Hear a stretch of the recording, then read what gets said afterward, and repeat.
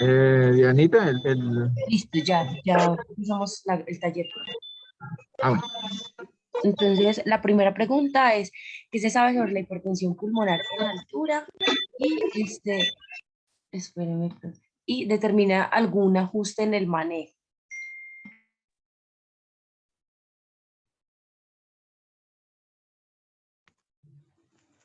Buenas tardes. ¿Sí me escuchan? Sí, Gina, se escucha súper bien, dale. Bueno, entonces en cuanto a la primera pregunta, pues recordemos que en la altura tenemos una menor presión atmosférica y por tanto una menor disponibilidad de oxígeno en el ambiente, que es lo que conocemos como hipoxia hipovárica. Entonces, hablando de la hipertensión pulmonar de altura, pues tenemos dos factores que nos ayudan en la fisiopatología, que está la hipoxia hipovárica y la predisposición genética. Este ambiente bajo en oxígeno tiene pues consecuencias fisiopatológicas desde incluso el nacimiento, porque pues en los recién nacidos que nacen a una altura mayor a 2.500 metros sobre el nivel del mar, se ha visto que tienen una transición en su circulación fetal a la circulación postnatal más tardía, al igual que hay mayor predisposición a ductus persistente. Y hablando de los hallazgos que se encuentran a nivel histopatológico, entonces hay mayor proliferación de células musculares lisas y aquellos pacientes que tienen patologías, cardiopatías congénitas, presentan de forma más temprana remodelamiento vascular cuando están a la altura versus los que están a nivel del mar. Hablando también de la hipoxia hipovárica a nivel molecular, pues, y tiene relación con lo que hemos visto en revisiones pasadas, hay una disregulación en los canales de calcio, en los canales de potasio, y a nivel celular, la proliferación que había mencionado, la disminución de la apoptosis de las células musculares lisas, y en cuanto a las células endoteliales, hay una mayor producción de sustancias vasoconstrictoras como la endotelina, el tromboxano A2, que favorecen dicha vasoconstricción también. Un dato pues interesante es que culturas o de poblaciones que tienen mayor tiempo de vivir en altura, como los tibetanos, se ha encontrado que tienen mayores concentraciones de óxido nítrico versus las que también están en altura, pero con menor tiempo de asentamiento a estas alturas.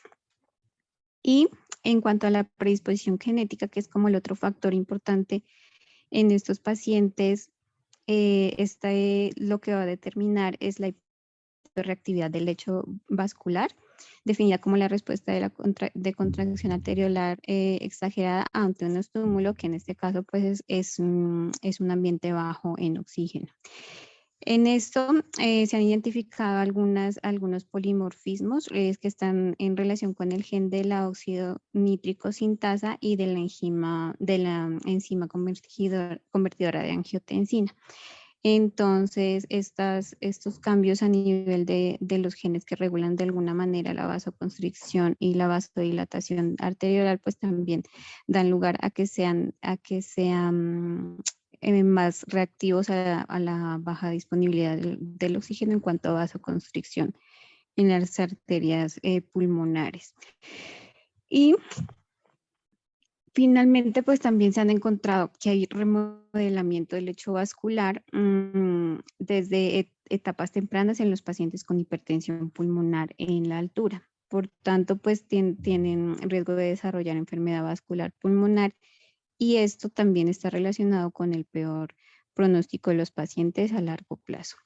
Ahora bien, en la otra parte de la pregunta, que si se determina algún ajuste en el manejo en esta condición, entonces, pues realmente lo que sí se ha comprobado es que es beneficioso y se indica que los pacientes cambien a un sitio de residencia de menor altura. Esto mejora pues sustancialmente su calidad de vida y sus parámetros en cuanto a oxigenación, reactividad y tolerancia al ejercicio. Sin embargo, a pesar de que mejora, las presiones cuando se miden después de que el paciente ha cambiado de sitio de residencia, no vuelven a ser normales y están un poco por encima de los límites superiores. Y en caso de que el paciente nuevamente se resida en un área de mayor altura, pues nuevamente es factible de que la hipertensión pulmonar recurra. Y en cuanto a la utilización de medicamentos, pues no está del todo claro su beneficio porque los estudios no son completamente concluyentes. ¿Se ha notado algún beneficio con sildenafil? Hay estudios que realmente como de pocos pacientes. Hay uno de Richard y colaboradores que utilizó 12 pacientes a una altura de mayor a 3.000 metros sobre el nivel del mar y fueron tratados durante 6 días con sildenafil, encontrando mejorías en las presiones parciales de oxígeno y en la diferencia entre los niveles de oxígeno alveolar y arterial. Sin embargo, existen otros estudios con los bloqueadores del receptor de endotelina como el bosentan con pacientes a 3.800 metros sobre el nivel del mar, haciendo estudio dividiendo la población en los que recibían bosentan y los que recibían placebo, pero no encontró diferencias significativas en cuanto a la mejoría de la presión arterial pulmonar media. Y esto, a diferencia de otro estudio que se realizó posteriormente en el que se encontraron altos niveles de endotelina en los pacientes que tenían hipertensión pulmonar de altura y que tenían una buena respuesta al uso de bosentan. Entonces, finalmente, pues se concluye que podría ser beneficioso el uso de inhibidores de la fosfodiesterasa 5 y no muy claro los bloqueadores del receptor de endotelina. Listo. Eso era lo que les tenía para esa respuesta.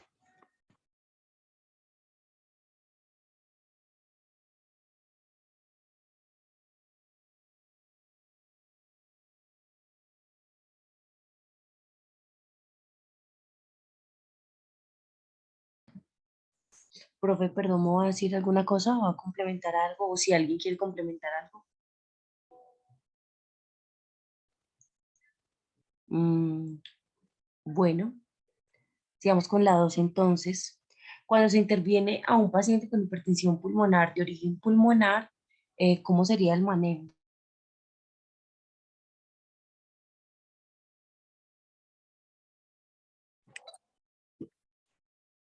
Bueno, muy buena tarde, Dianita y compañeros. En cuanto a esta pregunta, digamos que lo que pude revisar es que se han descrito cerca de 14 terapias de forma específica para el tratamiento de la hipertensión pulmonar, pero que fundamentalmente están encaminadas a 4 de las vías moleculares más relevantes que tienen asociación con el fenómeno de hipertensión pulmonar. Dentro de ellas, digamos que están los canales de calcio que son voltaje dependientes, la vía del óxido nítrico a través del GMP cíclico, la vía de la endotelina y la vía de la prostaciclina. Es, digamos que importante mencionar que a pesar de que ninguno de los fármacos o de las terapéuticas disponibles tienen como meta principal a evitar la remodelación de la vasculatura que termina generando la obliteración y la obstrucción a nivel del lecho pulmonar, la gran mayoría de la terapia vasodilatadora sí logra, digamos que disminuir de forma indirecta la proliferación celular y de cierta forma revertir ese proceso de modelación vascular que se genera por la exposición crónica a la presión pulmonar elevada. Entonces, para definir la terapia, digamos que es importante realizar ese test de vasoreactividad o esa prueba de vasoestímulo para poder identificar ese subgrupo de pacientes o ese grupo de pacientes que tienen dentro de su base, dentro de su génesis del mecanismo de hipertensión pulmonar, el hecho de tener un tono vascular aumentado. Entonces, al hacer el test de vasoreactividad, como se mencionó en la charla, digamos que podríamos identificar de cierta forma quienes van a presentar una respuesta adecuada o una respuesta óptima o quizás a una velocidad diferente dependiendo de la conducta terapéutica que nosotros vayamos a instaurar. Entonces, digamos que se describen los bloqueadores de los canales de calcio como uno de los principales fármacos que tenemos a la mano y muestra una efectividad cercana al 5 al 10% cuando se utilizan esos pacientes que tienen un test de vasoreactividad positivo. Entonces, lo que han mostrado los estudios es que ellos, digamos que generan una tasa de supervivencia cerca del 90% calculada a 5 años cuando se utilizan terapia y que requieren dosis un poquito más elevadas en comparación a las que habitualmente utilizamos. Por ejemplo, describen que el amlodipino utilizamos dosis de 20 miligramos, nifedipino hasta 240, o diltiazem llegando a dosis altas como de 320 miligramos. Recomiendan evitar el uso del verapamilo, pues dado el efecto inotrópico negativo que produce y digamos que también lo que genera en cuanto a la respuesta ventricular en un corazón que eventualmente va a estar, digamos que estimulado por un fenómeno crónico de exposición a la presión pulmonar elevada. En cuanto a los fármacos, la vía del óxido nítrico, pues definitivamente es el vasodilatador pulmonar pues, más potente que tenemos a la mano. Tenemos la desventaja de que es gas y de que pues, digamos que tiene una vida media muy corta, lo cual digamos que lo hacen el fármaco de elección en las unidades de cuidado crítico, pero todavía no hay estudios o no hay, digamos que certeza para utilizarlo en el manejo ambulatorio. Pero pues finalmente, digamos que él va a terminar, digamos que a través de la vía de activando la guanilato ciclasa soluble, que genera mayor disponibilidad del GMP cíclico para producir, digamos que relajación de las células del músculo liso de la arteria pulmonar y poder generar ese fenómeno de vasodilatación que buscamos en la crisis de hipertensión pulmonar. Los inhibidores de las 5-fosfodiesterasa, que conocemos el sildenafil y el tadalafil que mencionaron en la charla, en la revisión, pues que han mostrado muy buena respuesta con evaluaciones, digamos que de herramientas de mejoría clínica y de control sintomático como la caminata a 6 minutos y la clase funcional de la Organización Mundial de la Salud, y han mostrado, digamos que mejorías con dosis más elevadas de las usuales. Hay estudios que lo mencionan con 20, 40 o 80 miligramos 3 veces al día, digamos que muestran que con dosis altas les va un poco mejor, pues teniendo en cuenta los diferentes efectos adversos que pueden ocasionar, como el dolor de cabeza, la dispepsia y algunos fenómenos de sangrado, pues que es importante tener en cuenta. En cuanto a los estimuladores de la guanilato ciclasa soluble, digamos que esta enzima tiende a estar disfuncional en los pacientes que cursan con hipertensión pulmonar, y el Rosiguat, digamos que la estimula directamente de forma independiente de la vía del óxido nítrico y ocasiona, digamos que un aumento en la disponibilidad del GMP cíclico que consecuentemente nos va a llevar a la vasodilatación pulmonar. Dosis de 2.5 miligramos 3 veces al día han mostrado mejoría también en la caminata, en la clasificación de la caminata a 6 minutos, en las resistencias vasculares periféricas y también digamos que en las concentraciones séricas del péptido natriurético tipo B como un factor pronóstico o de buena respuesta, digamos que a este tipo de terapia. Sería como, digamos que importante mencionar que este tipo de terapia ha mostrado algo de mejoría en la capacidad del ejercicio de los pacientes y también, digamos que en las respuestas hemodinámicas cuando son inadecuadas al uso del sildenafil o de los inhibidores de la 5-fosfodiesterasa. En la vía de los antagonistas de los receptores de la endotelina, digamos que se ha mencionado el bosentan, el ambrisentan, macitentan como los fármacos que mayor beneficio muestran en el tratamiento de la hipertensión pulmonar.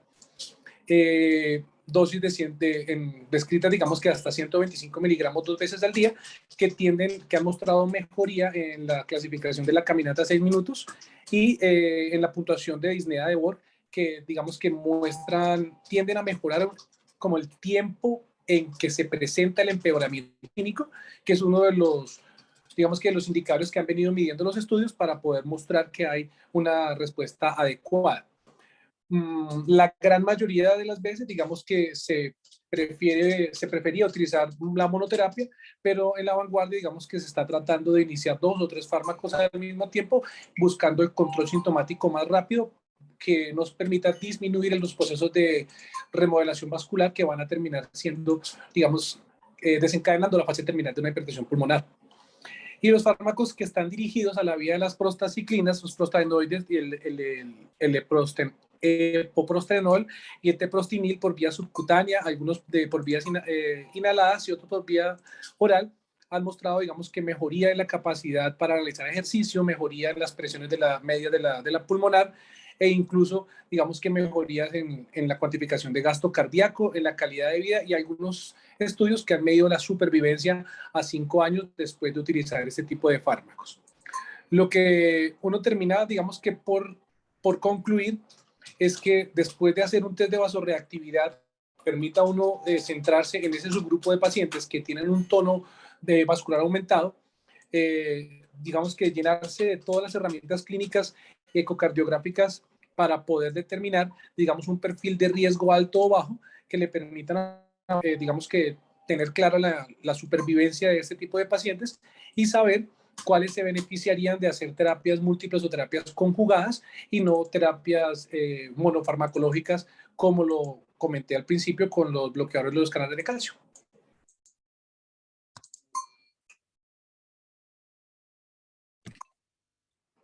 Eso fue lo que lo pude revisar, Dianita, compañeros.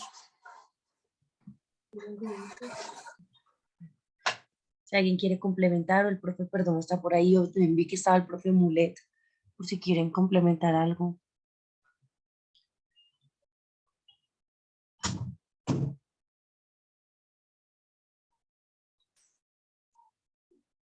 Bueno, entonces la última pregunta, ¿cómo intervenir en una crisis de hipertensión pulmonar de origen cardíaco? Ah, Marco, dale. Hola, muy buenas tardes. Marco Sierra de la Universidad de La Sabana. Bueno, al respecto encontré que, pues primero la identificación, por supuesto, de la enfermedad cardíaca izquierda como la causa de la hipertensión pulmonar, pues es de vital importancia para poder determinar pues el abordaje y el manejo correcto. Obviamente vamos a dirigir pues el tratamiento óptimo basado en que existe como tal una enfermedad cardíaca izquierda. En este caso, por supuesto, el objetivo fundamental, lo que encontré es que está dirigido a mejorar la condición subyacente antes de considerar pues un tratamiento específico para la hipertensión pulmonar. Estas estrategias, por supuesto, incluyen la reparación valvular cuando esté claramente indicado, el tratamiento de la falla cardíaca con función sistólica reducida, alcanzando pues obviamente una terapia médica óptima o incluso una terapia no farmacológica cuando sea necesario, por ejemplo en casos de resincronización cardíaca, en casos ya pues muy avanzados, por supuesto la implementación perdón, de aparatos pues, de asistencia ventricular izquierda. Se ha visto que han demostrado que reduce como tal la presión arterial pulmonar pues cuando estamos ante este tipo de etiología o este grupo número 2. Por supuesto pues cuando uno busca dentro de las sociedades pues, más representativas al respecto. Está la Sociedad Europea de Cardiología y la Sociedad Respiratoria Europea. Ellas lo que hacen es que nos lanzan pues, como una serie de recomendaciones. Primero, optimizar el tratamiento de la condición subyacente antes de considerar pues, la evaluación de la hipertensión pulmonar asociada a enfermedad cardíaca izquierda. Dos, siempre tener en cuenta los diagnósticos diferenciales, identificar otras causas de hipertensión pulmonar, obviamente según pues, el grupo etario. Tercero, evaluar pues, la presión pulmonar en pacientes con estado de volemia adecuado. Y cuarto, el uso pues, de terapias aprobadas para hipertensión pulmonar. Ellos lo que hacen bastante énfasis es que no están recomendadas en hipertensión pulmonar por enfermedad cardíaca izquierda. Cuando uno realiza también la búsqueda de la literatura más reciente sobre los estudios pues, que a la fecha se han publicado, me pareció interesante un metaanálisis de ensayos clínicos controlados aleatorizados, fue realizado por Jacob y colaboradores, fue publicado en el año del 2018 en el Journal de Cardiología, cuyo título era las terapias con vasodilatadores pulmonares no tienen ningún beneficio en la hipertensión pulmonar por enfermedad del corazón izquierdo. Fue un metaanálisis, como les mencioné. Ellos realizan una revisión sistemática y un metaanálisis de 10 ensayos aleatorizados controlados con placebo que comprendían 439 pacientes tratados y lo que hacen es que lo dividen pues como en subgrupos. El primero era inhibidores de la fosfodiesterasa 5, un total de 206 pacientes El segundo grupo de estimuladores de la guanilato ciclasa con 132 pacientes. Tercero, antagonistas de los receptores de la endotelina, 101 pacientes. Y lo que hacen es que lo comparan con 338 pacientes con placebo. Ellos lo que hacen es que emplean un modelo de efectos aleatorios para hablar con los resultados del tratamiento en comparación pues, con el brazo de control con placebo. Y ellos se encuentran que los riesgos de mortalidad por todas las causas, mortalidad cardiovascular y empeoramiento de la insuficiencia cardíaca, fueron numéricamente mayores en el grupo tratado en comparación con el grupo control, pero no alcanzaron significancia estadística al momento de hacer pues, el metaanálisis. Ellos finalmente concluyen que no hay una evidencia actual para respaldar el uso generalizado de la terapia con el terapia pues, usual de la hipertensión pulmonar en pacientes con enfermedad del corazón izquierdo a la fecha. Eso es como lo que encontré. No sé si de pronto alguien más encontró algo diferente al respecto.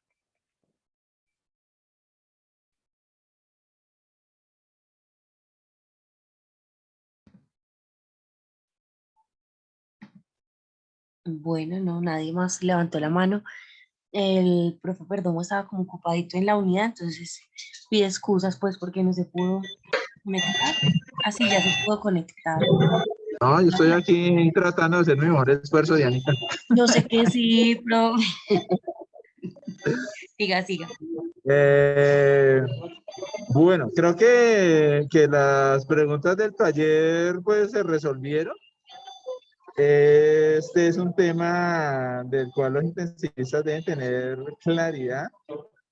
Yo pues soy de otra generación. Con decirle que soy de una generación anterior a la del doctor Mulet, podrán imaginar mi edad.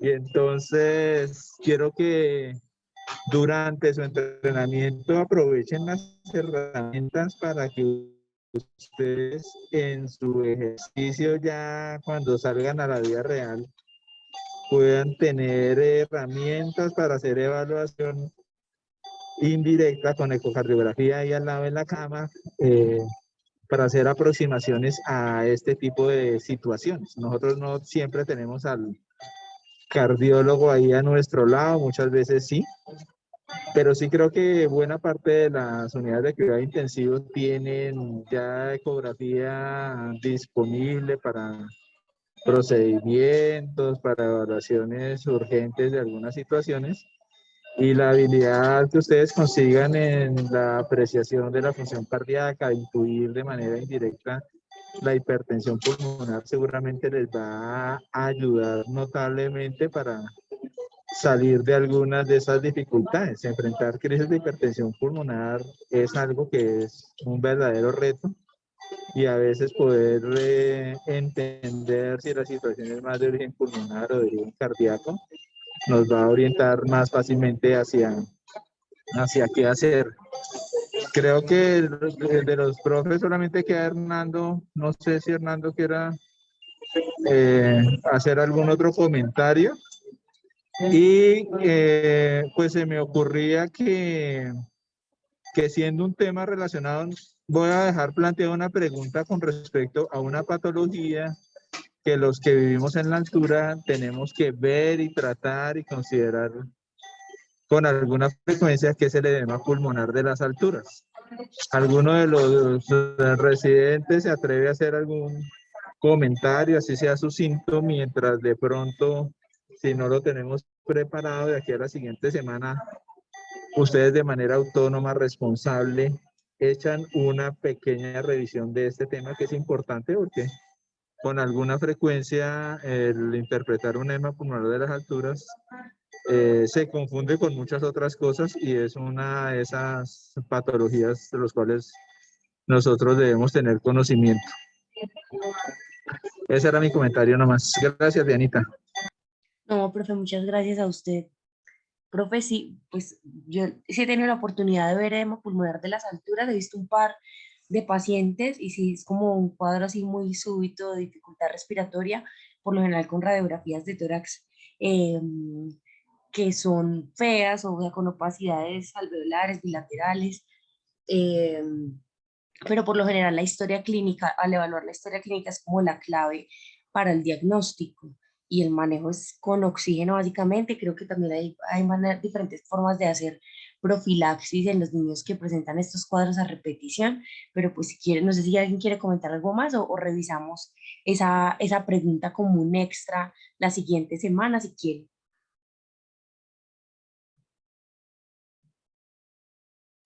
Sí, bueno, hay silencio.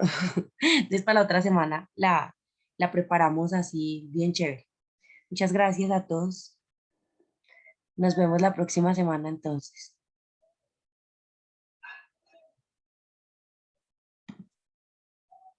Gracias, hasta luego.